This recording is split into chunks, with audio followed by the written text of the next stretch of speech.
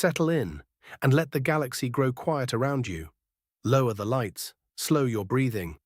There is nothing you need to do now, nothing to solve, nothing to carry.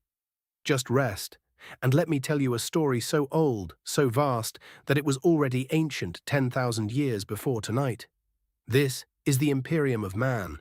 It is the 41st millennium, and in that far, far future, there is only war. But do not let that trouble you tonight. We will walk through this darkness slowly, gently, the way you might wander a vast cathedral after the crowds have gone. Your footsteps soft, the great pillars rising into shadow above you.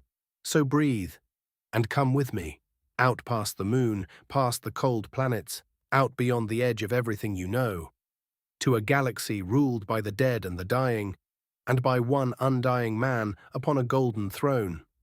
Imagine, first, the sheer size of it. The Imperium of Man is not a country, it is not a world. It is a domain that stretches across the entire galaxy. 1,000,000 worlds and more, each one a planet bowed beneath a single banner, each one home to billions upon billions of human souls. And yet, for all its size, the Imperium is not a place of comfort. It is old, it is tired, it is held together less by strength than by sheer, stubborn faith. But to understand how it came to be this way, we have to go back 10,000 years, to a brighter age, and to the one being who began it all. There was, and is, a man. The Imperium calls him simply the Emperor, the master of mankind, the God-Emperor of terror.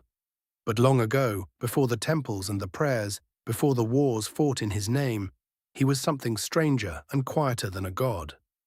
The stories say he had lived for thousands of years already, that he had walked among humankind since the very dawn of history, hidden, patient.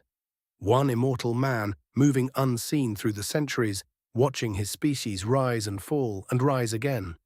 He was the most powerful mind ever to be born to humanity. And he had a single, enormous dream.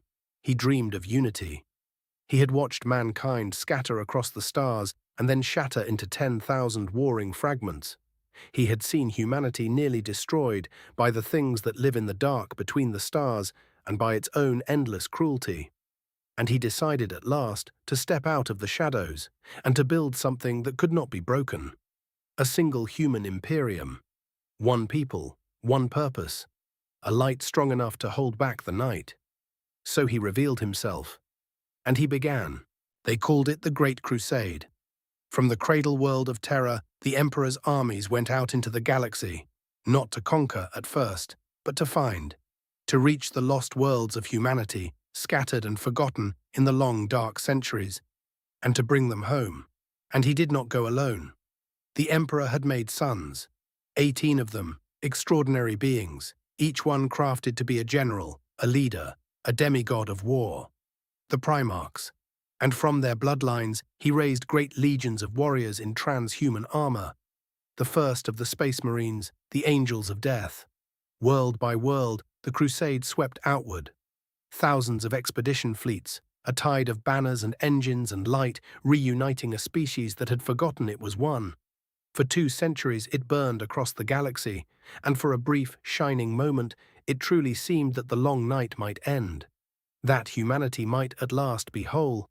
It was the closest the Imperium ever came to dawn, and then it was lost. Rest easy now, for though this part of the story is sad, I will tell it softly. Among the Emperor's 18 sons, there was one he loved above all others. His name was Horus, the first and finest of the Primarchs, the War Master. The Emperor placed in his hands command of the entire crusade, and trusted him as he trusted no other. But the dark powers that dwell beyond the veil of reality, the things the Imperium would one day learn to call chaos, they saw in Horus a door. Slowly, patiently, they turned him. They whispered to his pride, and to his wounds, and to his fear, and in the end the War Master fell. Half of the Emperor's sons fell with him. Brother turned upon brother. The legions that had been built to save humanity now tore it apart. They call it the Horus Heresy. 9 years of fire, and it ended where it began, at terror itself, with the traitor fleet in the skies and the Emperor's own beloved son at the gates. The Emperor went to face him, father and son, upon a ruined ship above the homeworld of mankind.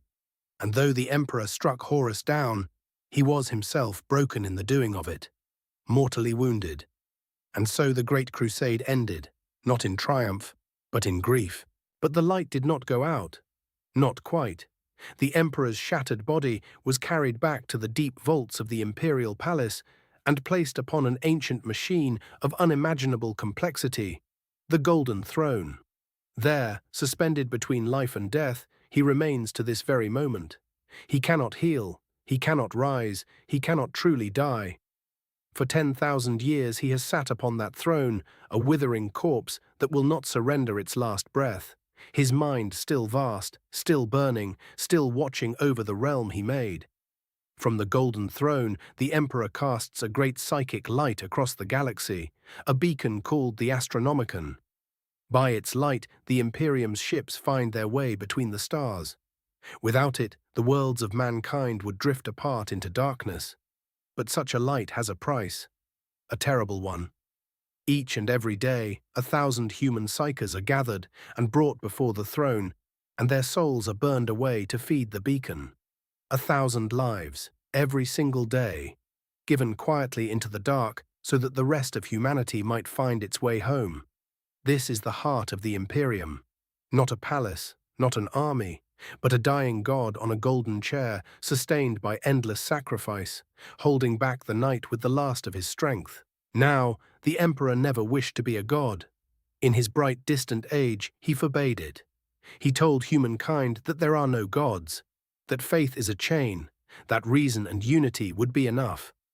But men do not easily live without something to kneel to. And when their savior fell, and was raised up half dead upon his throne to shine like a star over them, they did the one thing he had forbidden. They began to pray. And so the Imperium of the 41st millennium is, above all things, a realm of faith. A vast and solemn church spanning the galaxy teaches that the Emperor is the one true God of mankind. Upon every world, in numberless cathedrals and quiet roadside shrines, his people light candles and bow their heads and whisper his name. It is a hard creed, an unforgiving one. But try tonight to feel it the way they feel it, not as oppression, but as comfort. A single candle in an endless dark. The belief that someone, somewhere, upon a golden throne, is still watching over you. How does one rule 1,000,000 worlds? The truth is, no one truly can. The Imperium is governed by a great machine of countless parts, a sprawling ancient bureaucracy of numberless scribes and clerks sorting the affairs of the galaxy by candlelight and quill. Orders that may take 100 years to reach the world they were written for. It is slow, it is corrupt, and yet, somehow, it endures. To defend this realm, there are armies beyond counting. There are the Space Marines, few in number, but each one worth 100 ordinary men. There are the soldiers of the Imperial Guard, the endless ordinary masses of humanity, given a rifle and a prayer and sent to hold the line, untold billions of them. There are the tech priests, who keep the ancient engines running with ritual and oil, and the secret, terrible servants of the Inquisition who guard humanity from the horrors within and without. But all of them serve the same dying light upon the same golden throne. And what of an ordinary life? A single person among the uncountable trillions. Picture a child born on a hive world, one of the great city planets where humanity is stacked mile upon mile into vast spires of metal that scrape a sky no one has ever seen clearly. Below, in the underhive, the air is thick and the dark is deep. Above, the nobles live in towers nearer the light. And in between, billions toil. In the foundries, the endless production lines that arm the Emperor's wars. That child will likely never leave the world they were born on. They will work, as their parents worked, back and back through 10,000 years. They will give their tithe, they will say their prayers. They will fear the dark and honor the Emperor and ask no questions. It is a small life, a hard life. And there are more such lives right now than there are grains of sand on every shore of every ocean you have ever seen. Each one in their own way, just like you, and around them all presses the dark.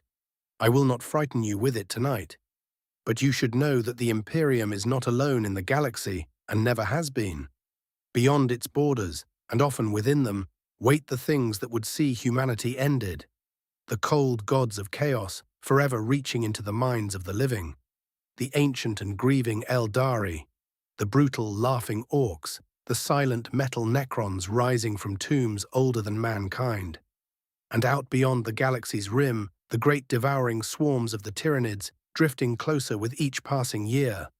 Against all of them, the Imperium stands, outnumbered, surviving, night after night, not because it is good, or wise, or kind, but simply because it will not stop. So that is the Imperium of Man, a million worlds, bound by a single fragile light, a dead but living emperor on a golden throne, sustained by 1,000 sacrifices a day. It is a grim future, the grimmest ever imagined. And yet, there is something in it, almost peaceful, here at the end of the night. So let the million worlds drift on without you, for now. The candles are lit, the beacon still shines, the vigil is kept, and none of it, not one single part of it, needs you to stay awake. Let your shoulders grow heavy. Let the great golden light dim softly to a single distant star, and then to nothing at all. The Emperor protects. Rest now, and when you wake, the galaxy will still be here. Sleep well.